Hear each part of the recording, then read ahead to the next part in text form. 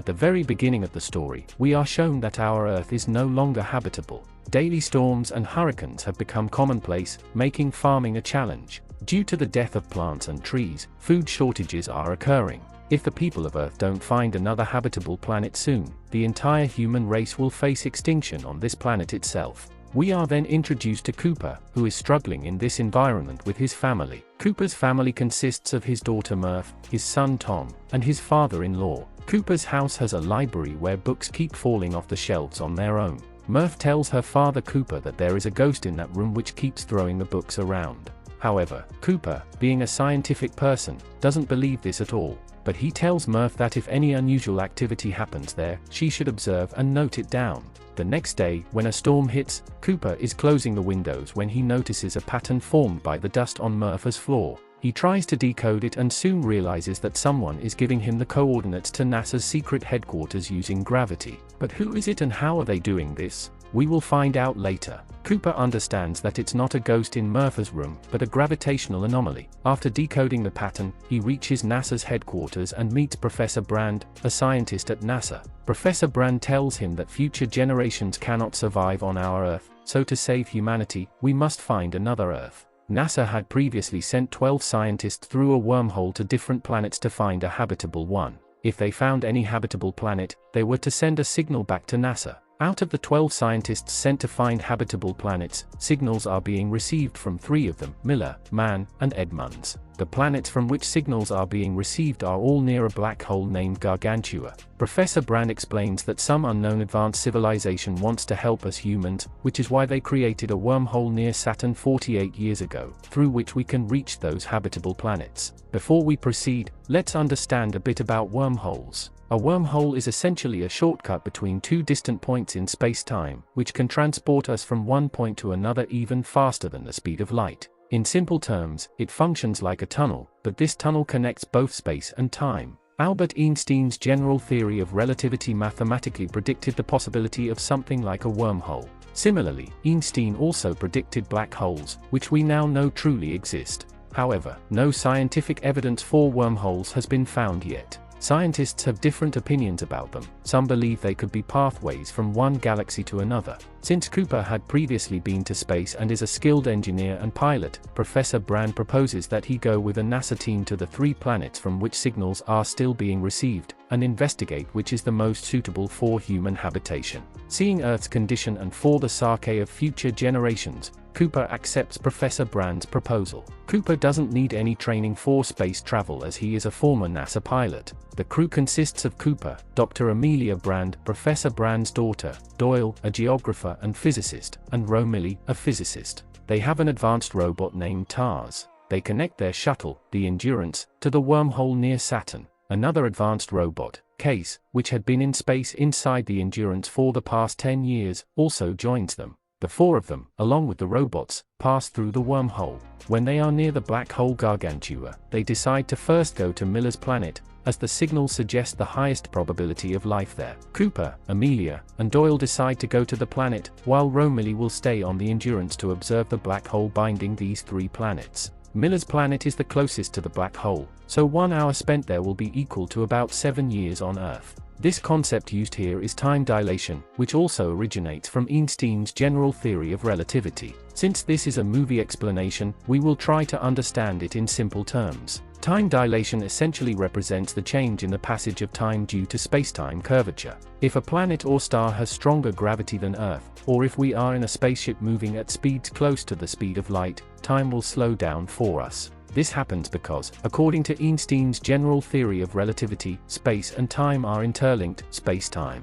The more a massive object, like a planet or star, warps space-time, the slower time will pass around it. A black hole warps space-time infinitely, so time passes very slowly near it, affecting all nearby planets. Since 1 hour on Miller's planet equals years on Earth, clearly that planet is more massive than Earth and has higher gravity. When the 3 land on the planet, they find nothing but water and extremely high gravity, making the planet completely uninhabitable. The question arises, if the planet wasn't habitable, why did Miller send a positive signal? The answer is that when Miller landed, seeing water, essential for life, she might have turned on her beacon. Shortly after, Miller likely fell victim to a tidal wave on the planet. The beacon she turned on might have only sent a signal for a few minutes, but due to relativity, those few minutes translated to many months or years on Earth, leading NASA to believe continuous signals were coming from there. While trying to retrieve Miller's data, they also get caught in a tidal wave, causing water to enter their lander's engine.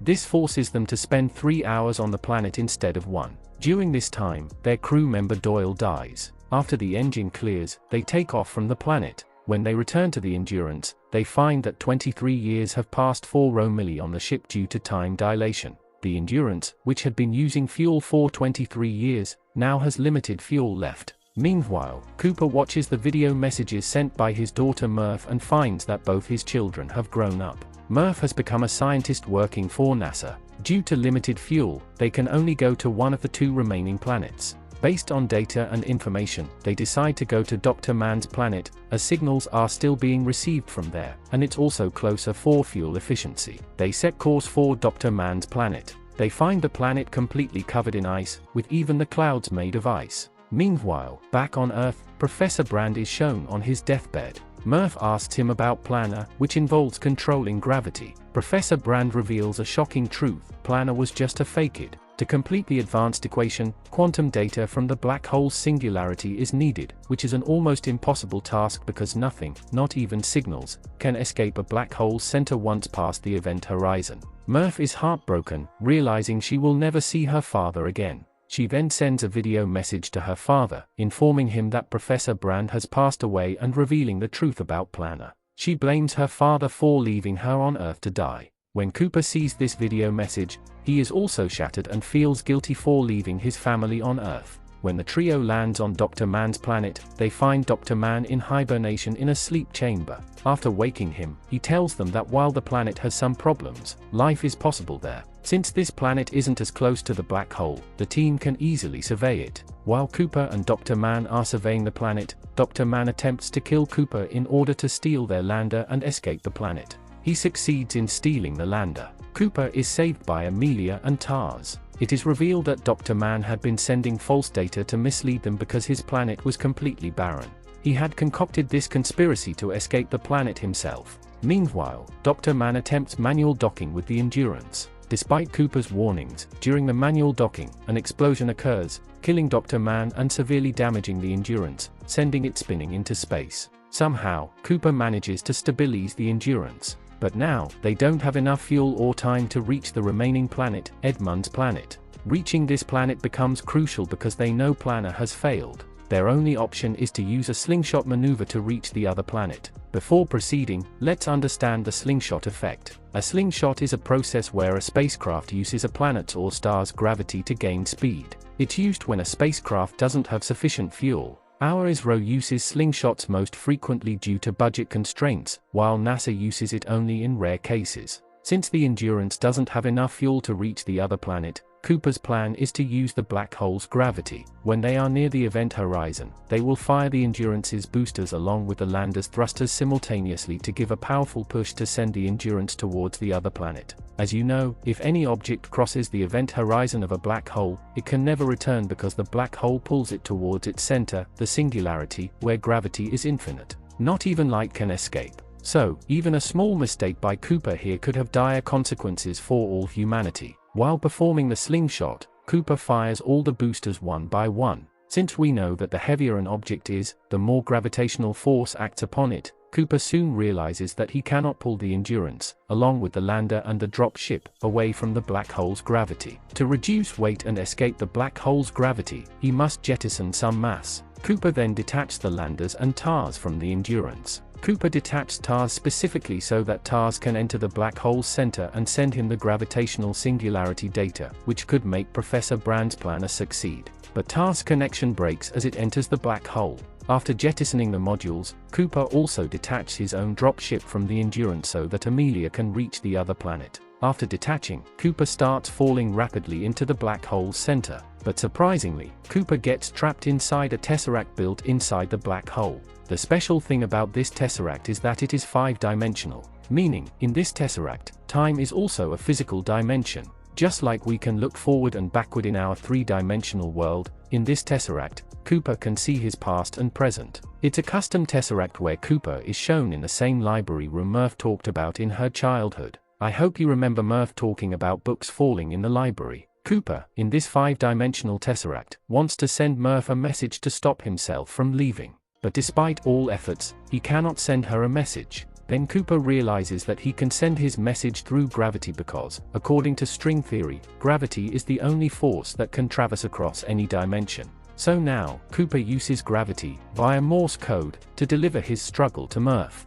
You might remember from the beginning of the movie that books in the library kept falling on their own, and Murph thought it was a ghost. You might also recall Cooper telling Murph to observe and note any unusual activities in that room. After that, Murph decodes the message sent by Cooper via Morse code and notes it down in her notebook. But at that time, Murph didn't know who was sending her the message. Now, in the present timeline, Murph understands that the message was from none other than her future father, Cooper, meaning the ghost from her childhood was none other than her own father from the future. The robot TARS, which Cooper had left at the black hole's center, re-establishes connection with Cooper. Note that the robot TARS was also trapped in some other dimension, which is why it could communicate with Cooper. Before moving forward, let's learn a bit about Morse code. Morse code is a method for sending secret messages. It primarily uses dots and dashes. Any skilled person can understand this language very easily. Earlier, the future Cooper used gravity to manipulate the dust in young Murph's room to give her the coordinates to NASA's secret location.